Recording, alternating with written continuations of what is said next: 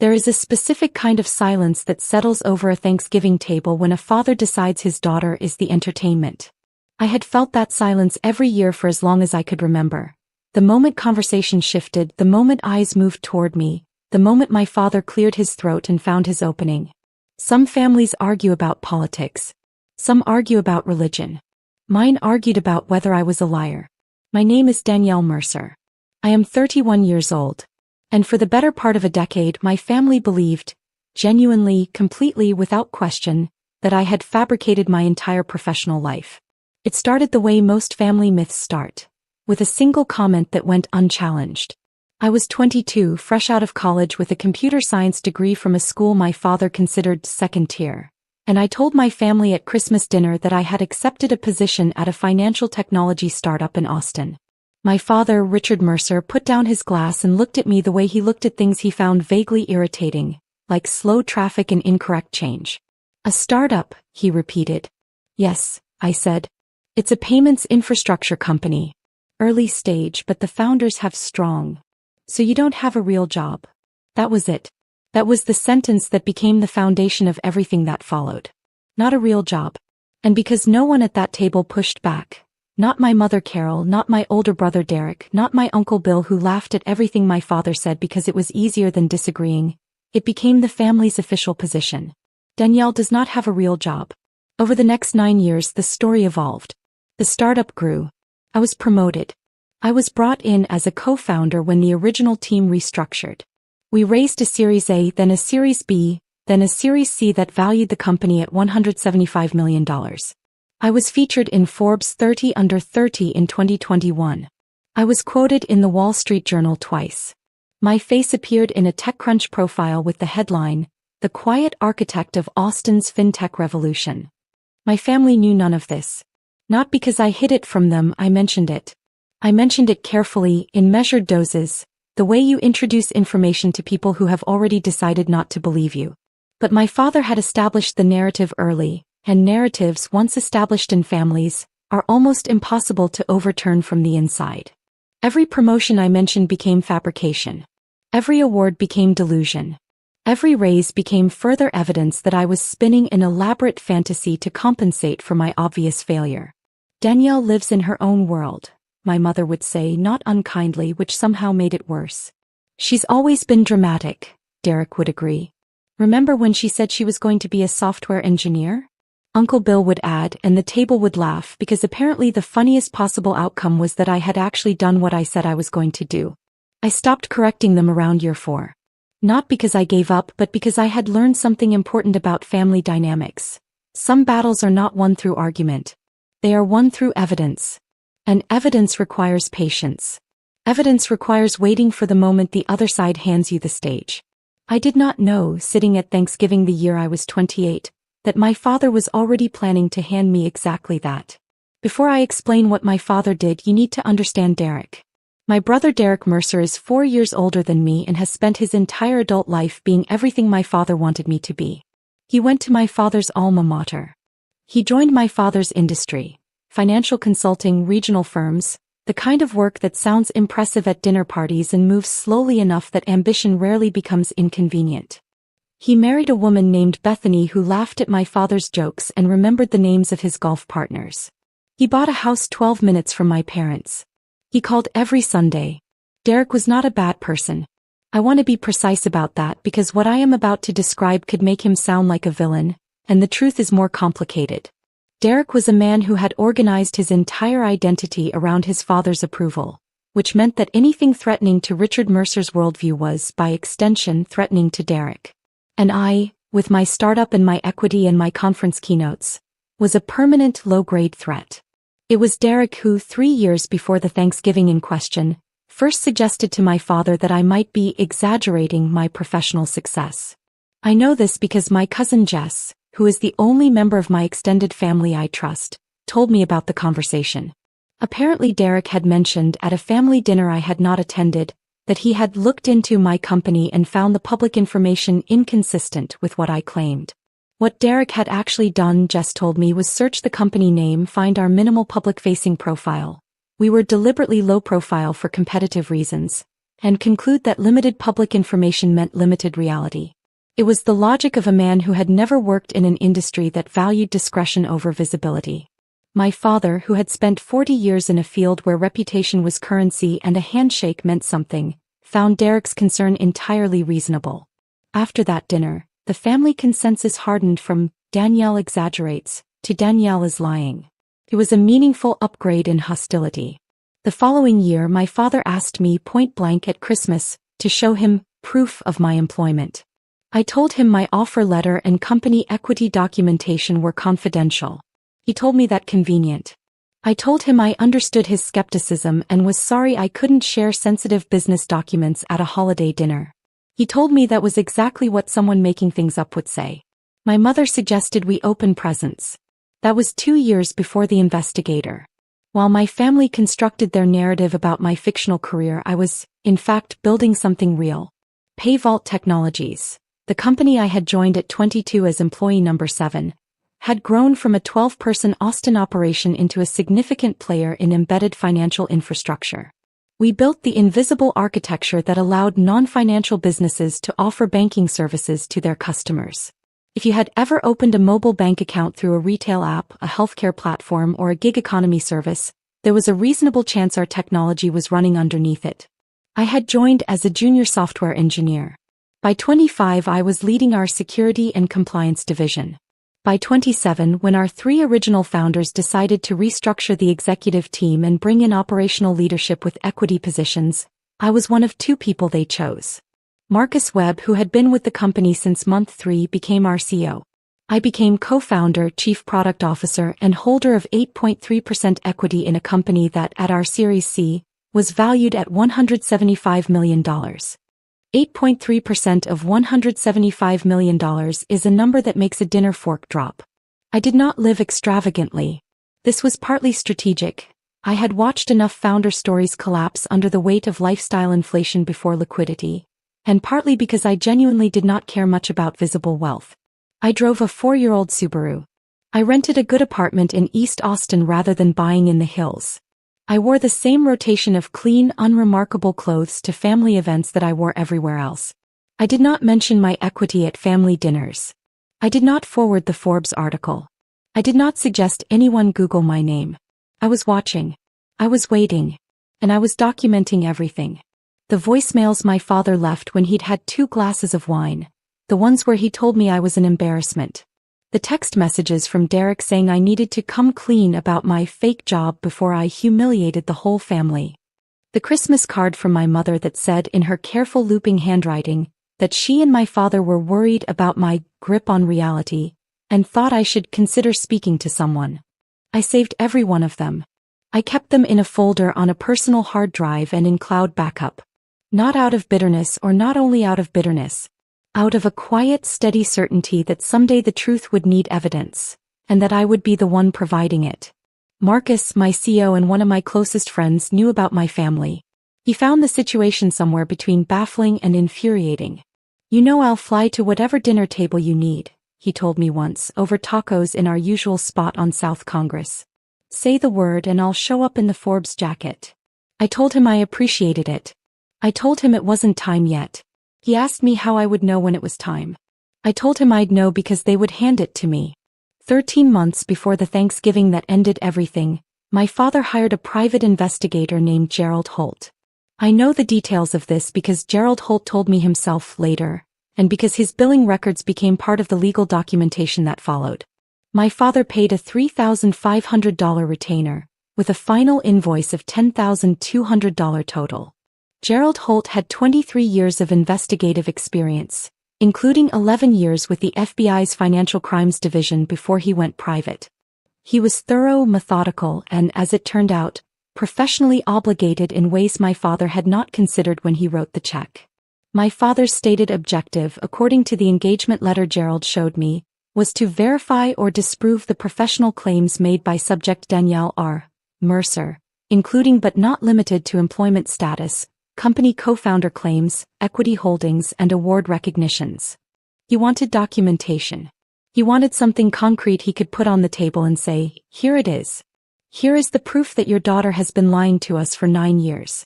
He got documentation. Just not the documentation he expected. What my father did not know, what no one in my family knew, was that Gerald Holt operated under a professional standard that required him to flag any potentially illegal activity he discovered in the course of an investigation, including activity involving individuals adjacent to the primary subject. This was not a legal requirement in every jurisdiction.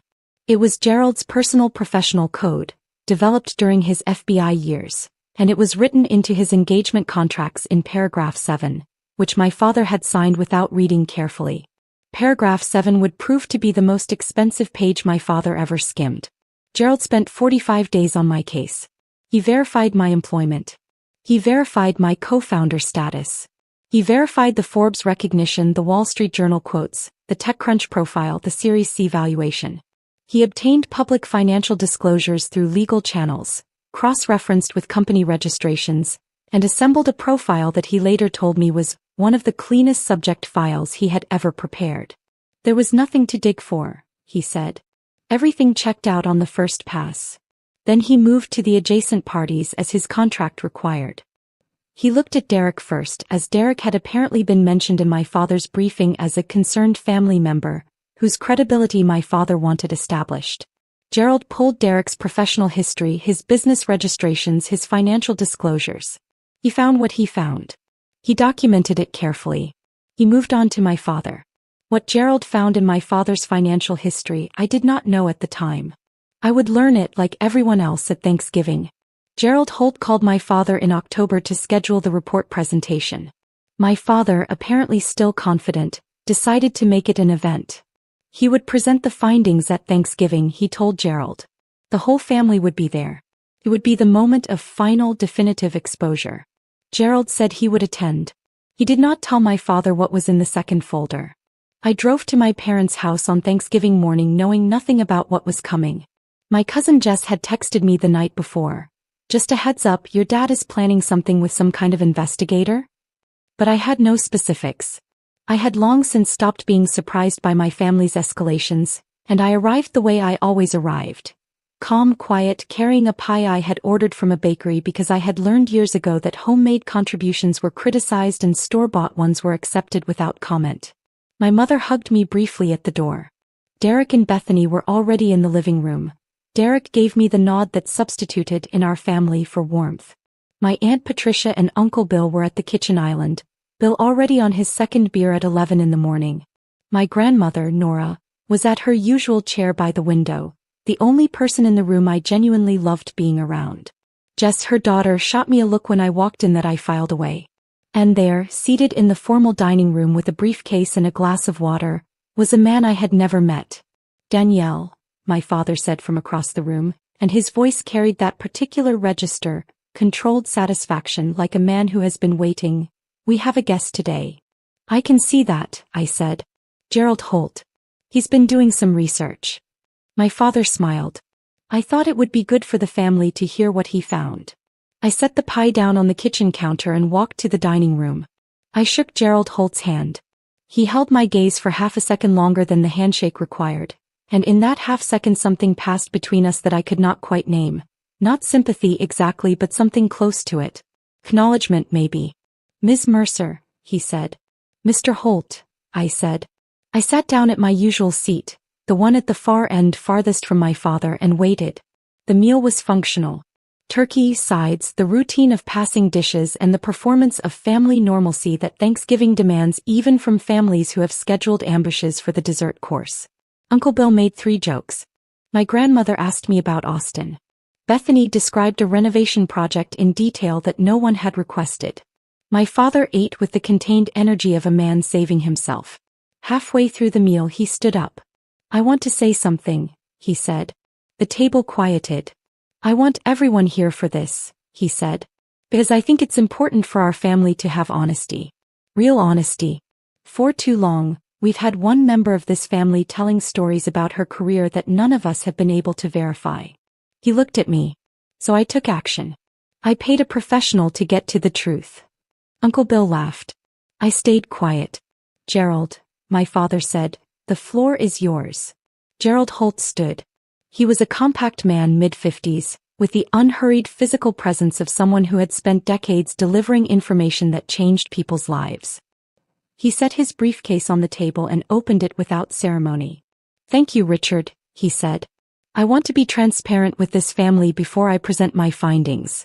I was hired to investigate one subject. Per my standard professional practice, which is disclosed in all my engagement contracts, I conducted due diligence on adjacent parties as warranted. In this case, I investigated 3 individuals." He paused. "I will present my findings in the order they were requested." He reached into the briefcase. He placed one folder in front of me. "Danielle Rose Mercer," he said. Age 31. Co-founder and Chief Product Officer of PayVault Technologies, Austin, Texas. Company valuation as of Series C funding, $175 million. Subject's equity position, 8.3%. Verified. He let that sit for a moment. Additionally, Forbes 30 Under 30 2021 FinTech category. Wall Street Journal quoted twice, 2022 and 2023. TechCrunch profile March 2022. Patent co-holder on 3 financial security innovations registered with the USPTO.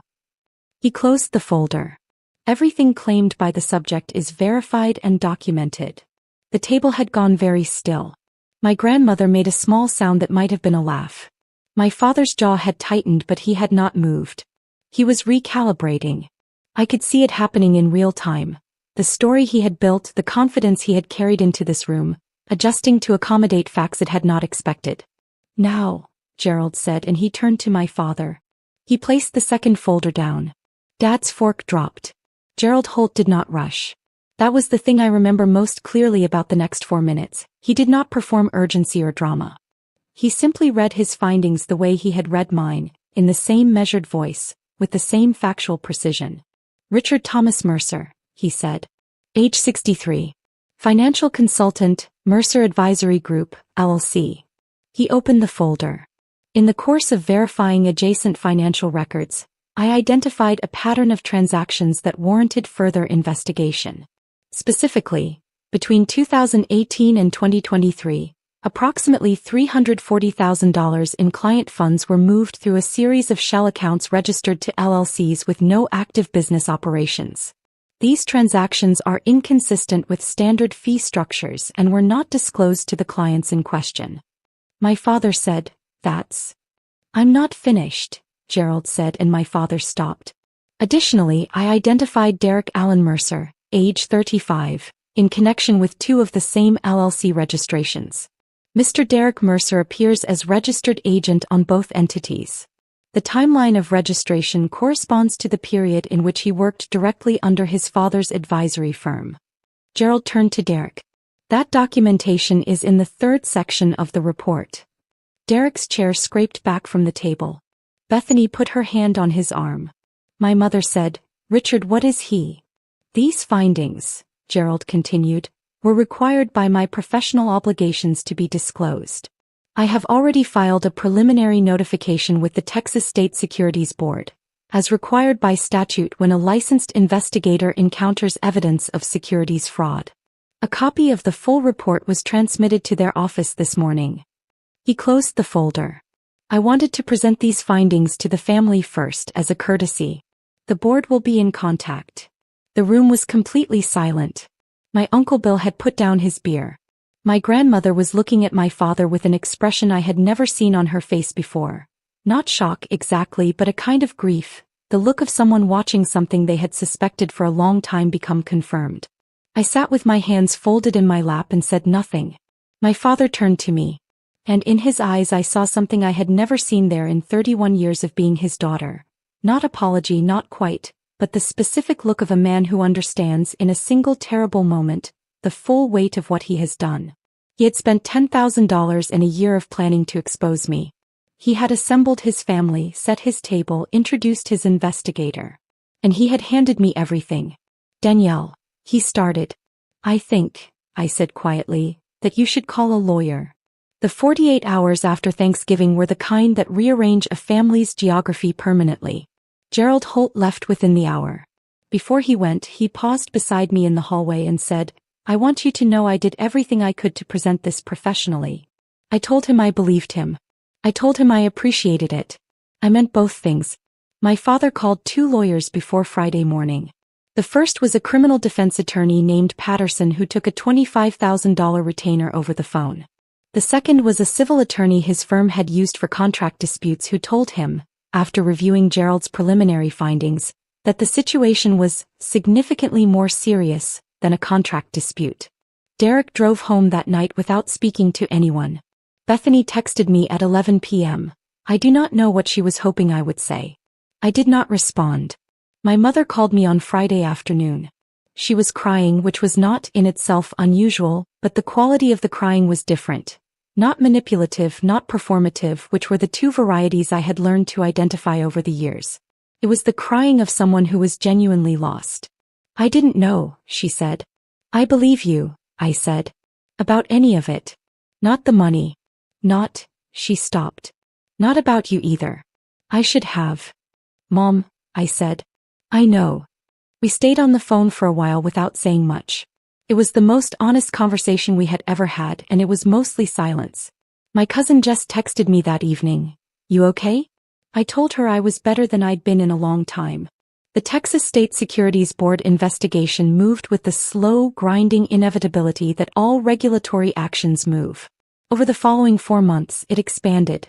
The original $340,000 figure grew as forensic accountants traced additional transactions through the LLC network. The final number, which appeared in the civil complaint filed in March, was $612,000 across 9 client accounts over 6 years. My father was not a monster. I want to say that plainly because the temptation when telling a story like this is to flatten people into their worst actions, and my father was more than his worst actions. He was also a man who had coached my youth soccer team and made the best scrambled eggs I had ever eaten and sat with me once, when I was 9 and frightened, through an entire thunderstorm without saying a single impatient word. He was a man who had made terrible decisions that hurt people who had trusted him, and who was now living inside the consequences of those decisions.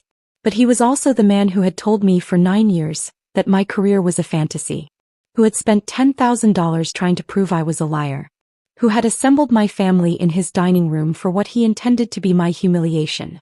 Those things were also true. Both could be true simultaneously. I had learned, over 31 years, to hold the complexity without letting it confuse me about what was real. My father received a civil settlement requirement of $612,000 in client restitution, paid through the liquidation of the advisory firm and the refinancing of my parents' home. His financial consulting license was revoked. He avoided criminal prosecution. His attorney negotiated skillfully, and the clients, most of whom simply wanted their money back, agreed not to pursue criminal referrals once the civil process was completed. Derek was removed from the LLC registrations prior to the formal complaint, a legal maneuver his attorney executed quickly enough to keep him out of the direct line of the investigation. He resigned from his own firm in January, before the news became widely known in their professional community. He and Bethany moved to Nashville in the spring, which is where people in my family's social circle apparently go to start over. My parents sold the house in April. They moved to a smaller property 2 towns over, which my mother told me when she called to give me the address, felt more honest. I did not know what to do with that phrase. I kept it the way I kept things. Marcus flew in from Austin 3 weeks after Thanksgiving, not because I asked him to but because he wanted to. We had dinner at a restaurant in the city, the kind of place neither of us would have chosen a few years ago, and he let me talk for 2 hours without interrupting except to ask good questions. So what now? He said when I had finished. I had been thinking about that. PayVault was approaching a Series D conversation. Our revenue trajectory had accelerated through Q3. There were acquisition conversations beginning, 3 separate strategic buyers, 2 of whom I would not have expected. My equity, if we hit the numbers our projections suggested, was going to represent a life-changing sum within 18 to 24 months. None of that was guaranteed, but the work was real and the foundation was solid, and I had built it with Marcus and our team 1 careful year at a time. I'm going to keep building, I said. That's it. That's enough, I said. He laughed. It was a good laugh, the kind that comes from genuine recognition. I had not cried at Thanksgiving. I had not raised my voice. I had not delivered a speech about years of dismissal and the cost of disbelief. I had simply sat at the end of the table and watched the truth present itself, because the truth, when you have spent years preparing the ground for it, does not need your help. It arrives on its own schedule with its own documentation, and it does not require your tears or your anger to land. I thought about my father in the moment after Gerald placed that second folder down. The fork dropping. The sound it made on the plate. The way the whole table held its breath. I had not felt triumph in that moment exactly. What I had felt was something quieter. The particular relief of a person who has carried a weight for so long that they have forgotten what it feels like to set it down. 9 years of being told your reality isn't real. 9 years of keeping records in a folder on a hard drive just in case. 9 years of arriving at tables where the chair was always a little too far from the warmth. The weight was down. I was not going to pick it back up. There is a folder on my desk in my Austin office. Not the hard drive. A physical folder, manila, unremarkable. It contains Gerald Holt's report on me, the verified employment history, the equity documentation, the Forbes recognition, the patents. It also contains, behind a divider, the text messages from Derek telling me to come clean. The voicemails from my father. My mother's careful handwritten card. People ask me sometimes, colleagues, friends, Marcus when he's in a reflective mood, whether I would do anything differently. Whether I would have confronted my family sooner or shared the Forbes article, or brought Marcus to one of those dinners like he offered. I always think about the answer carefully before I give it. The answer is no. Not because the 9 years were comfortable. They were not. Not because I don't carry anything from that period, I do. But because the version of the truth that arrived at Thanksgiving, delivered by a former FBI investigator in a room full of people my father had assembled as his audience, was the only version that could not be argued with, reinterpreted, or dismissed. I had learned enough about my family to understand that any truth I delivered myself could be reframed as defensiveness, as drama, as more evidence of my grip on reality. The truth had to come from outside. It had to come with documentation. It had to come when they had already committed to the stage. My father gave me the stage. He paid $10,000 for it. He invited the audience. He introduced the speaker. I just sat quietly and let the investigator do his job. The folder stays on my desk. Not as a trophy, I am not interested in trophies. But as a reminder of the thing I most want to remember. That the truth, when you build it carefully and protect it patiently, does not need you to fight for it. It fights for itself.